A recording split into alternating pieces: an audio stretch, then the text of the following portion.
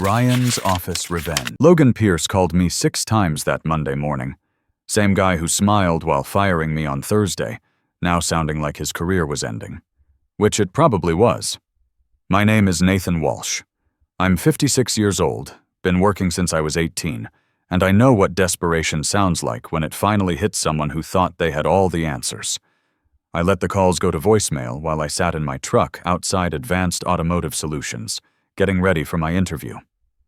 3 days after getting fired from Midwest Auto Distribution, and I already had better prospects than the place that threw me away. But let me back up to Thursday morning, when Logan delivered the news like he was ordering coffee. "We're restructuring the logistics division," he said with that Stanford MBA smile. "Found someone who can modernize our operations for 60% of your current compensation. Digital transformation, you understand." Logan had this way of talking where he'd drop buzzwords like they were scripture. Then, grin like his business degree made everything he said automatically brilliant. He did it now. That same condescending expression he used when he explained why my 11 years of supply chain expertise was legacy thinking that needed upgrading. 11 years I'd given Midwest Auto Distribution. 11 years building a logistics network that moved $200 million worth of automotive parts annually across 8 states. When I started, our distribution centers were disasters. Parts scattered everywhere. No systematic rotation. Suppliers threatening to drop us because orders kept getting botched. The previous logistics manager had quit after 6 months, said the complexity was impossible to handle. I took the job because I needed steady work. My wife Linda was building her career as a school principal. Our sons Jordan and Brandon were heading toward college. And mortgages don't care about your career aspirations. Those first 8 months, I worked until midnight, most nights. I learned every part we carried, every supplier's delivery schedule, which manufacturers were reliable, and which ones needed constant monitoring. I figured out that seasonal parts needed specific rotation patterns. Winter transmission components couldn't sit in Arizona warehouses during summer heat. Heavy brake assemblies required special handling equipment. Some chemical treatments couldn't be stored together because of temperature sensitivity.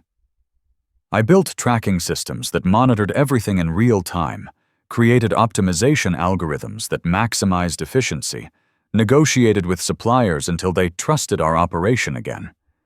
It took 3 years before everything ran smoothly. After that, it just worked. Parts flowed seamlessly from manufacturers to dealers. Inventory levels stayed optimal. Suppliers stopped complaining and started praising our operation. My boss back then, Simon Harper, used to say I made complex logistics look effortless. Then Logan showed up. 18 months ago, corporate transferred him from the Seattle office. 31 years old, with a fresh Stanford MBA and 0 hands-on logistics experience. They gave him the division because he talked about optimization and automation in every presentation. He never asked me how our systems worked. Never wanted to understand the relationships I'd built with suppliers or why certain processes existed. He just wanted dashboards that made him look innovative when he reported to senior leadership. "Get me real-time analytics," he'd say. "I need KPIs that demonstrate operational excellence. Build me a presentation I can use with corporate." I did it every time because that was my job. But Logan acted like the results happened automatically, like anyone could manage what I'd spent over a decade perfecting. He'd tell people in meetings, "Our automation systems basically run themselves now. Very streamlined operation." It wasn't streamlined. It was 11 years of expertise disguised as simplicity because I'd eliminated every inefficiency through hard-earned experience. Logan didn't see any of that. He saw a $105,000 salary he could cut by hiring some kid who knew Excel and thought logistics was just data entry. "We've already identified your replacement," he continued, still wearing that MBA smile.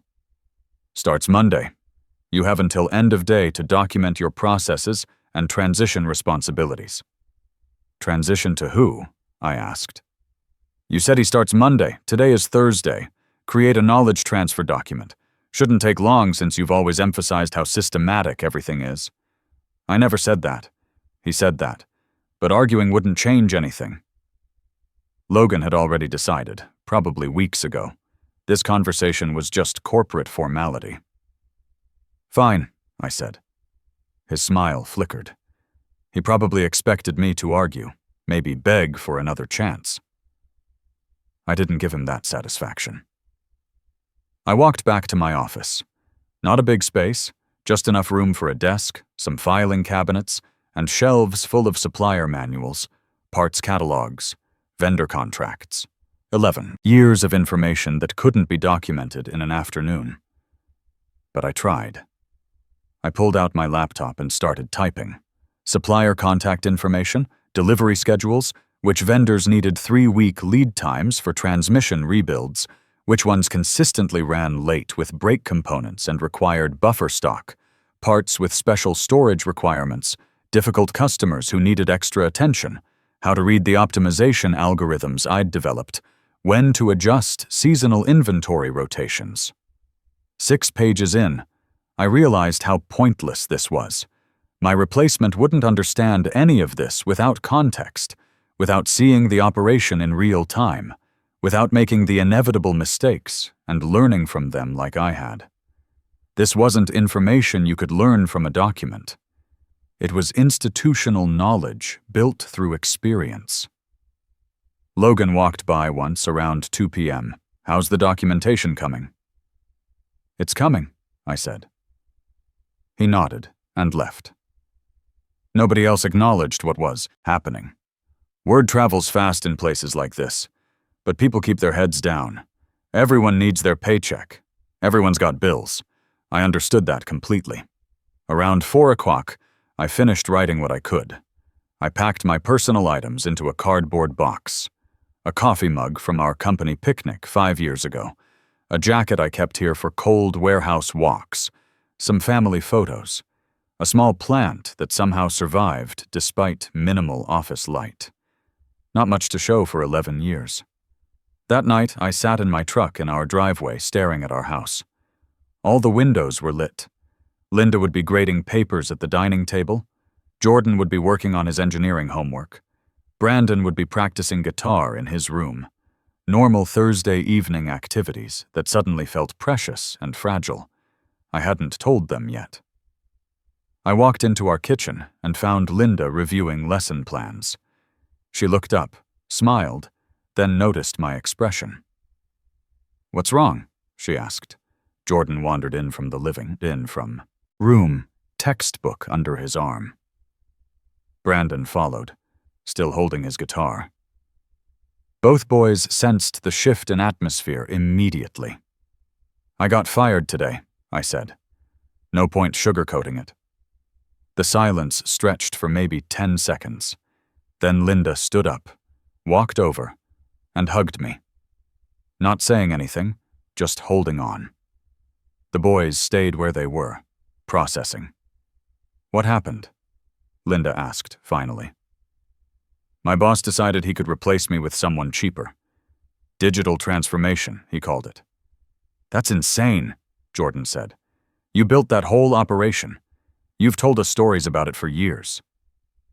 "Yeah," I said. "I know."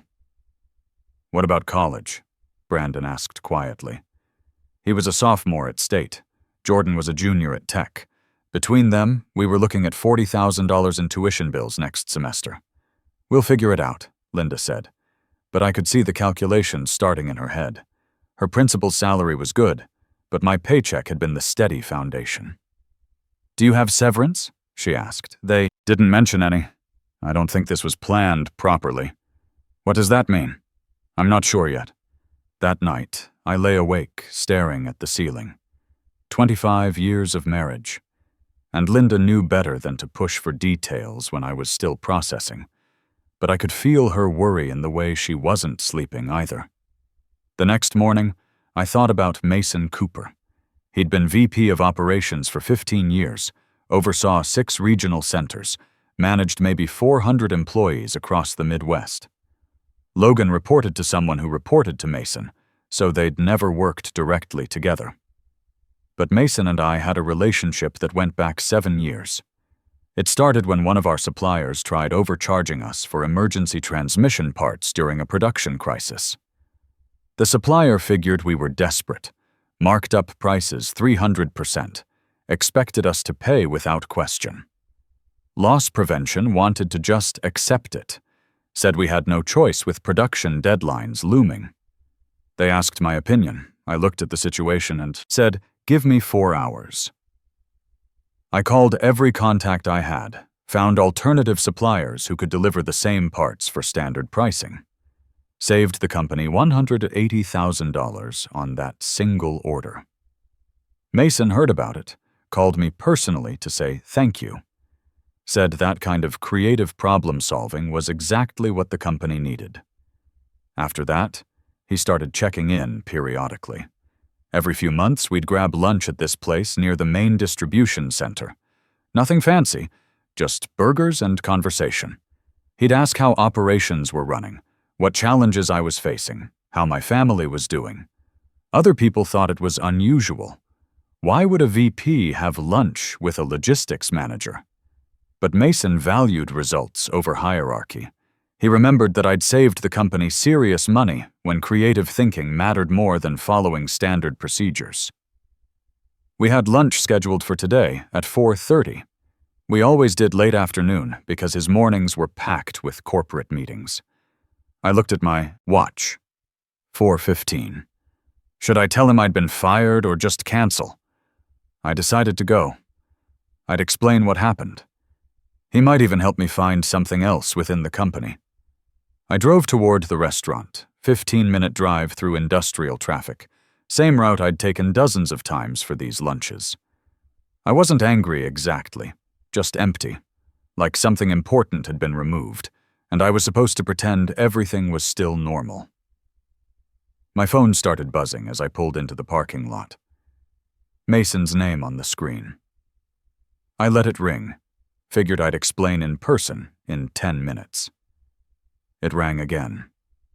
Again. On the 4th call, I answered. "Where are you?" Mason's voice had an edge I'd never heard. "We have the quarterly logistics review in 20 minutes. Your manager keeps saying you're unavailable. What's going on?" "I didn't quit," I said. "Logan fired me this morning. Said he found someone who could do my job for less money." Silence. I could hear Mason breathing, background noise from his office. What? Fired me. Told me to pack my things and create transition documents for my replacement. "I'm looking at the agenda right now," Mason said. His voice had changed, gotten colder. "You're listed as presenter for the Operational Efficiency Report, Quarterly Supplier Performance Analysis, Distribution Center Optimization Results. We do this every quarter, Nathan. You've never missed one." I know, I was planning to be there. Then Logan called me into his office and told me I was done. More silence. Then, "Stay near your phone." He hung up. I sat in my truck holding the phone, watching normal life happen around me. People were going about their normal Friday afternoon, getting coffee, heading home early, living regular lives. For everyone else, this was just another day. My phone buzzed. Text from Mason. "What's your manager's direct extension?" I sent it. Then I waited. 25 minutes passed. I tried not to imagine what was happening. Mason calling Logan. Logan realizing he'd made a catastrophic error. But what could Mason actually do? Logan was management.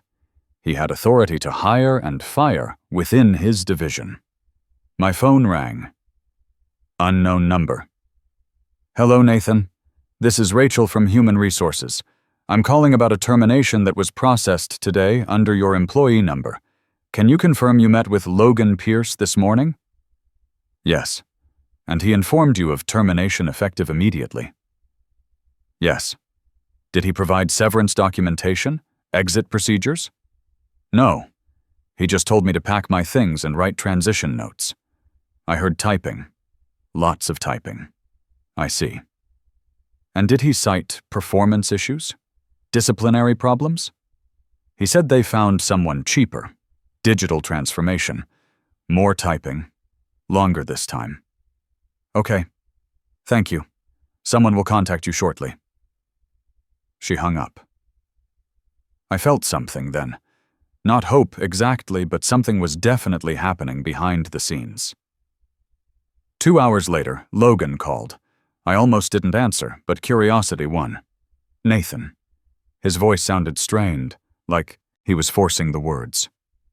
There's been a miscommunication, Logan continued, his voice tight, like he was forcing the words out. We need you back immediately.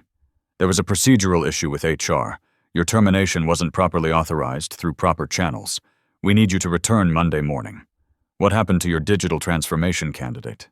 That fell through. Look, this was an administrative error. We value your expertise. You're critical to operations. Critical. He'd never used that word about me before. Never used any word that suggested I mattered beyond being a replaceable cost center. The VP needs the quarterly logistics reports, Logan continued. For the review Monday. You have all the data. Nobody else can generate the analysis in time. Nobody else because he'd fired the person who actually understood the operation. I'll think about it, I said. Nathan, please. I need an answer now. We have corporate obligations. The quarterly review is essential for regional planning. You didn't care about that yesterday morning. I made an error in judgment, but we can fix this. Come back. We'll discuss compensation adjustment, additional responsibilities. I hung up. For the first time since yesterday morning, I smiled.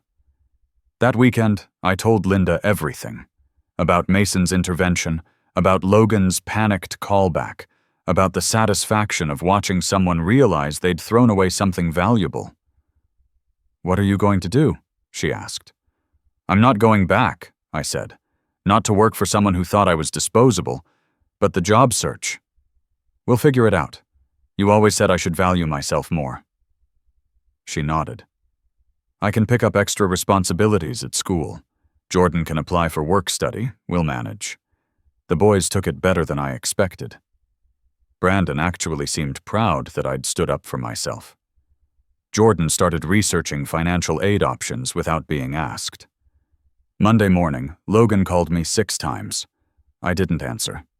By noon, my phone was ringing constantly. Different warehouses, different shifts, all asking the same questions. Where were specific parts stored? Which suppliers to contact for emergency orders? How to read the optimization reports I'd created. Ryan Mitchell from the Detroit Center called around 1:00 p.m. Hey, is this Nathan? Listen, I know you're not here anymore, but we have a crisis.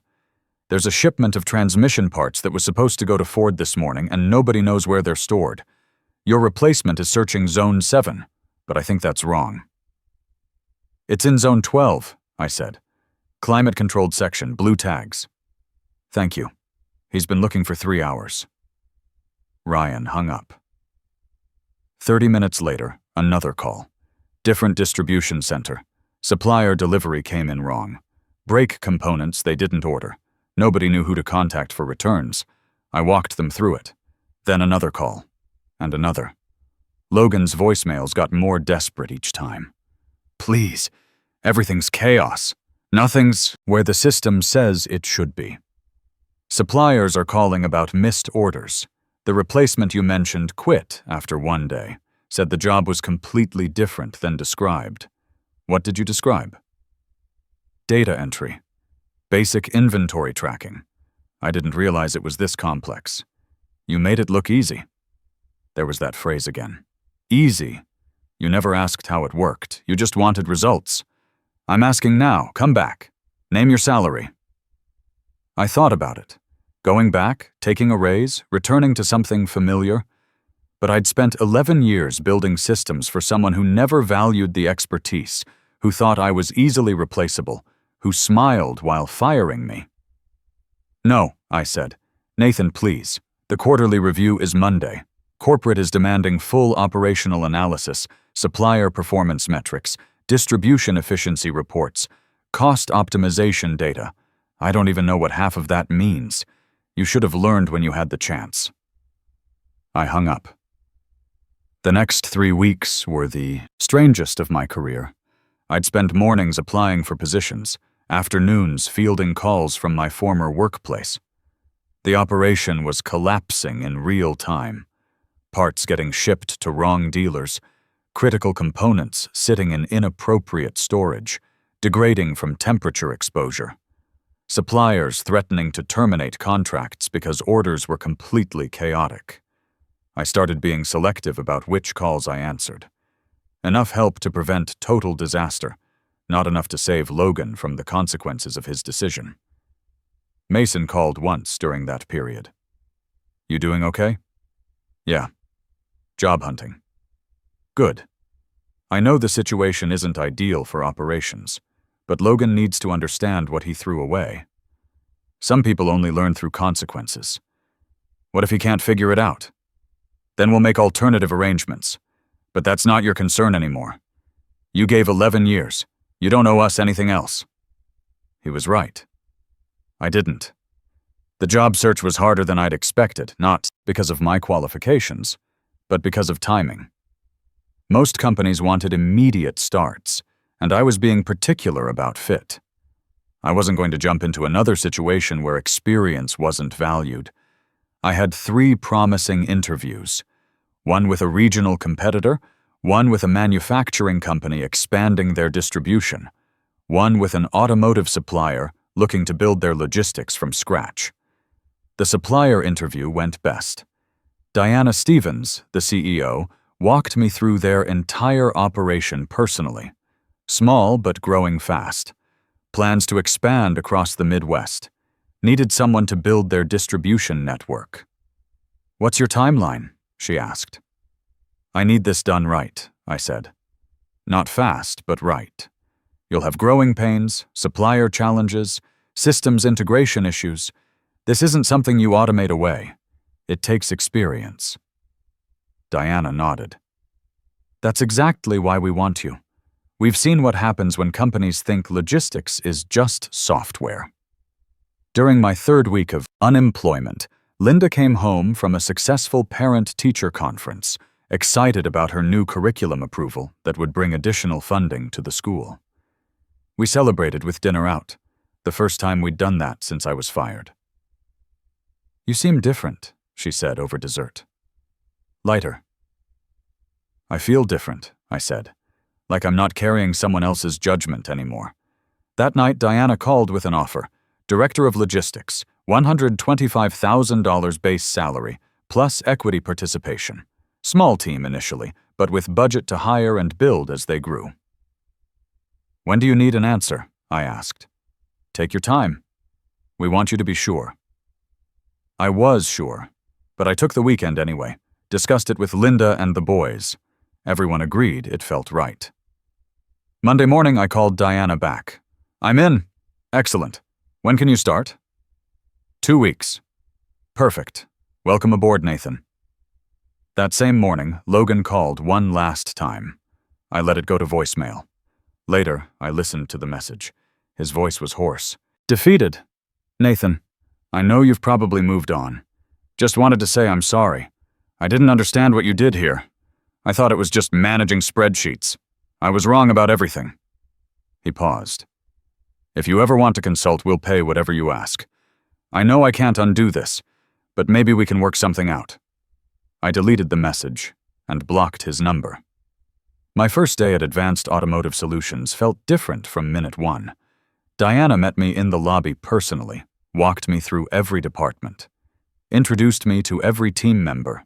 No rushed orientation, no dumping me at a desk with a stack of manuals. "What do you need to be successful here?" she asked. "Time," I said. "Time to learn your products, your suppliers, your specific challenges. Building logistics systems isn't instant." "I know," Diana said. "That's exactly why we hired you.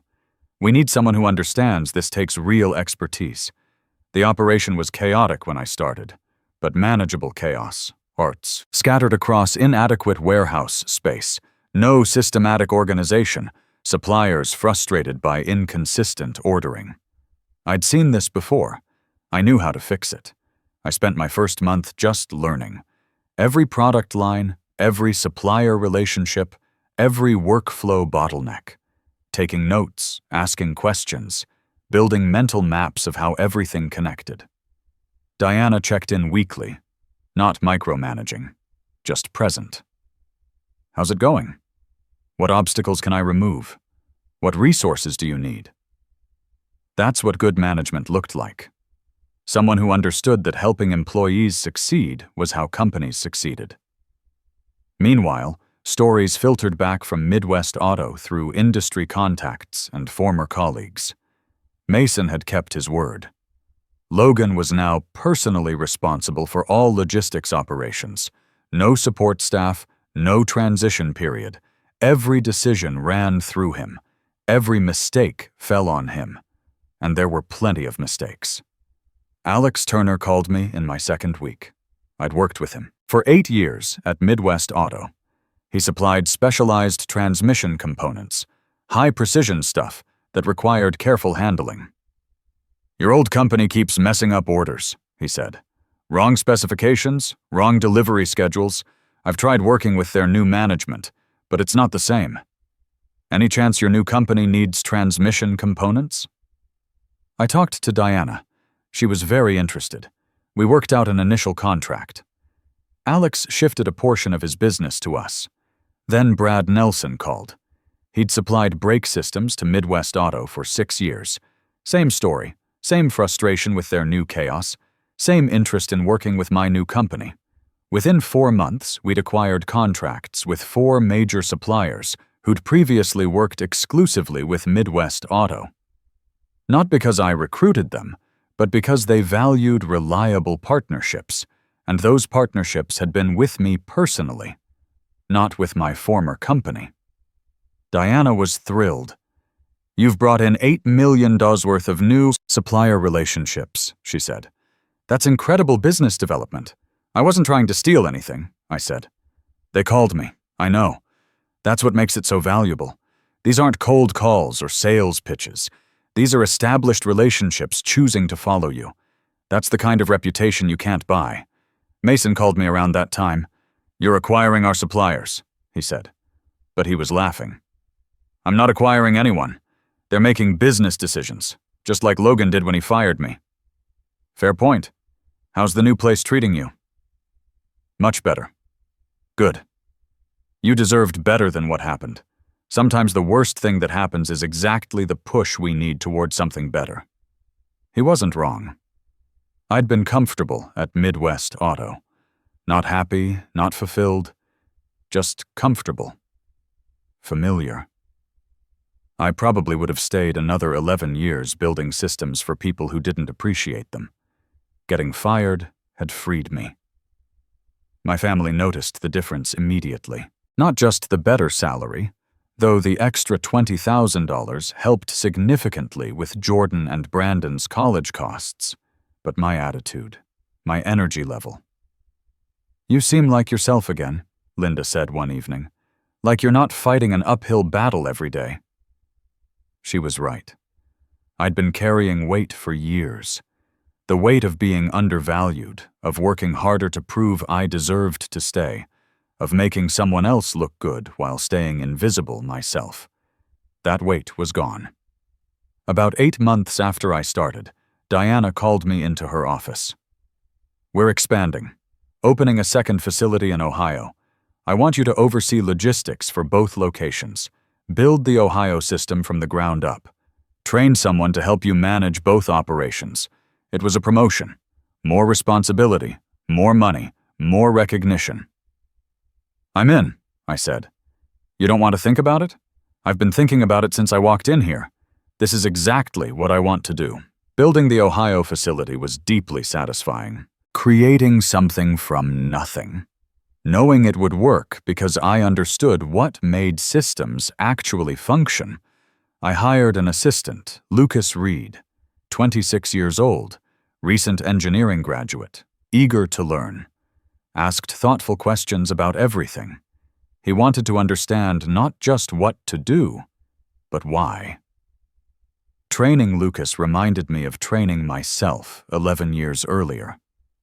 Showing him how parts move through distribution networks, why certain components needed specific storage conditions, how to read supplier patterns, when to anticipate problems before they became crises.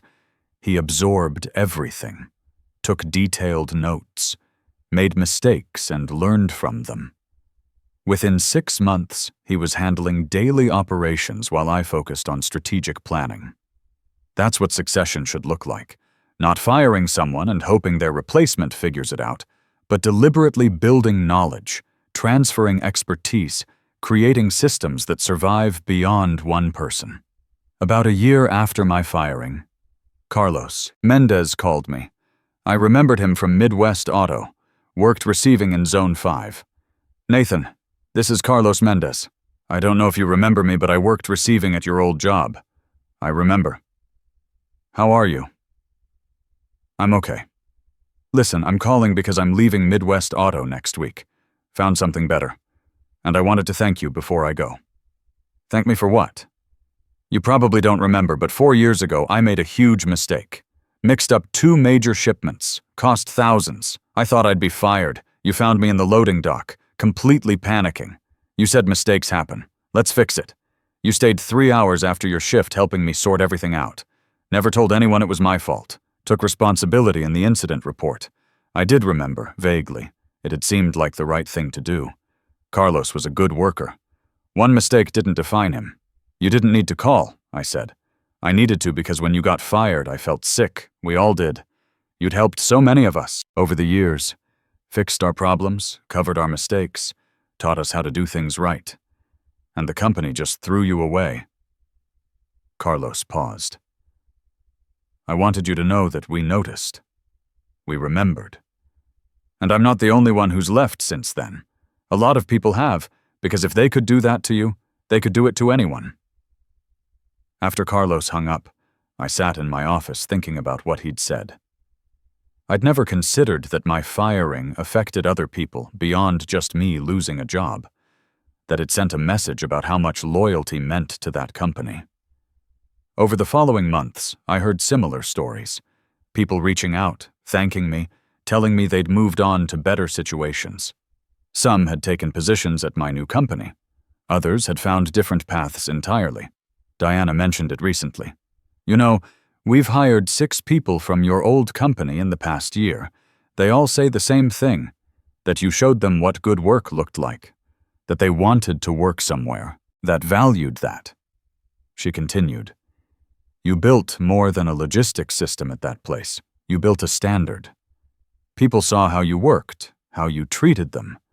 When the company failed to meet that standard, they left. I'd never thought of myself as a leader.